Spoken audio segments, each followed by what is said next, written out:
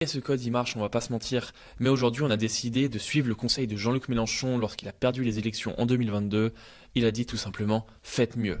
Eh bien, n'en dis pas plus, Jean-Luc, on va faire mieux.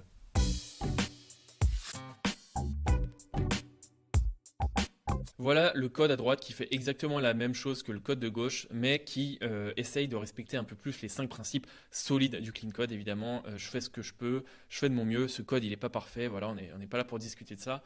Mais je pense que c'est quand même du code qui est plus facilement compréhensible et lisible pour n'importe quel développeur qui comprend tout de suite ce qui se passe ici plutôt qu'il ait une gymnastique du cerveau à faire.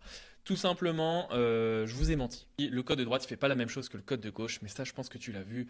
Le code de gauche, il utilise le test de Shapiro pour savoir si ça suit une loi normale et le Z-score pour enlever les outliers, alors que ici, ça utilise des autres techniques. Mais évidemment, le code de droite, comme il est respectueux des principes solides, on va pas se mentir, on peut très facilement adapter notre code et c'est là tout l'intérêt du clean code, c'est la modularité de notre code.